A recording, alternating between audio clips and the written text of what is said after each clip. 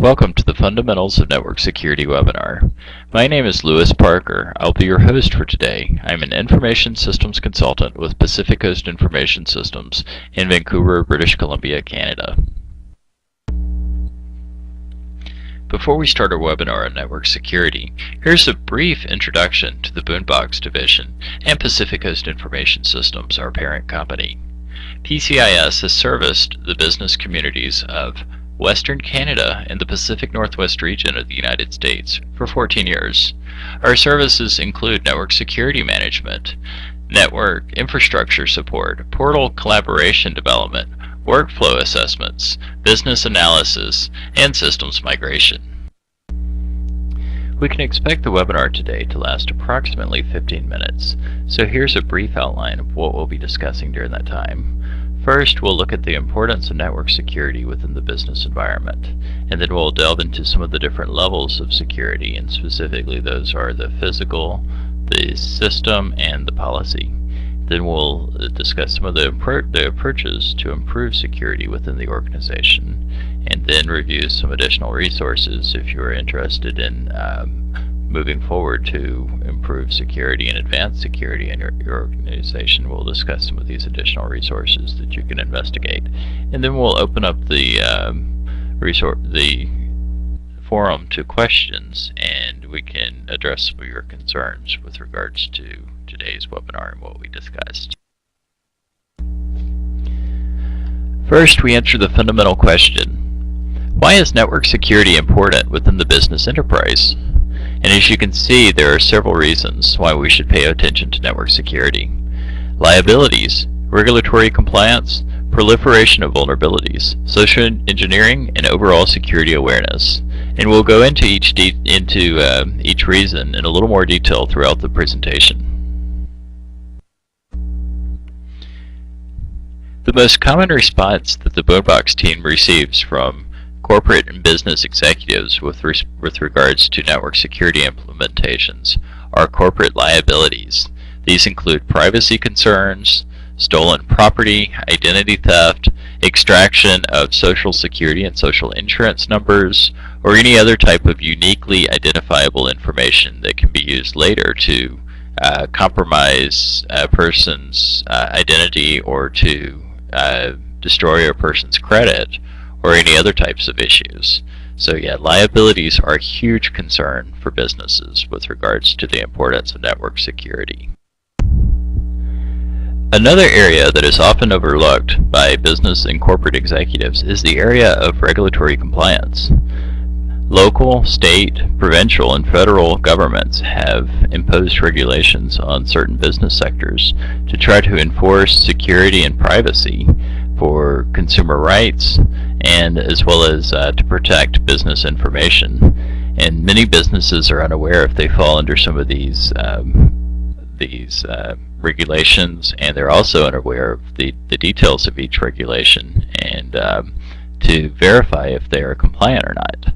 So regulatory compliance is another reason why network security should receive some greater attention within the corporate environment.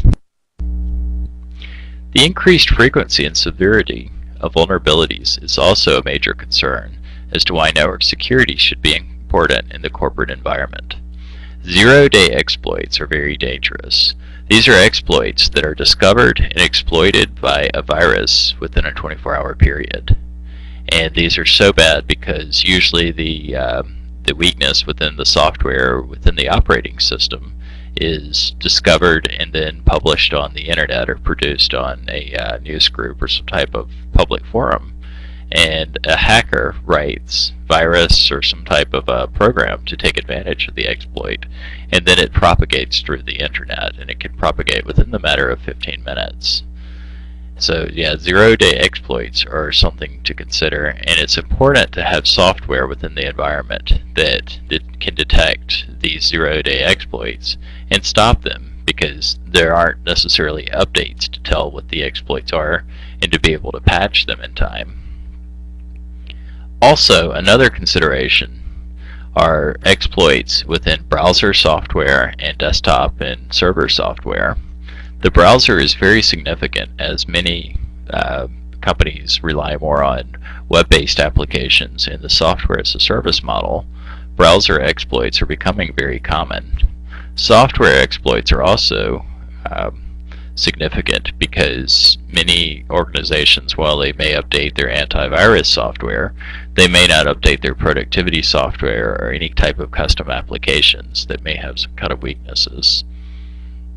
Compromised websites, and this also ties into the browser exploits mentioned above, as many companies rely on web-based applications and web-based databases and data information systems over the web. Compromised websites are becoming very common. It's very easy now for a hacker or a criminal to set up a fake website that appears to be real. These are very common with financial websites, with banks and other institutions that appear to be legitimate websites, but essentially they're just there to capture the user information such as usernames and passwords, and then exploit that information over the internet or sell that information on the black market. Email attachments are also a huge consideration, as at least 60% of today's email traffic is considered to be spam, malware, or viruses.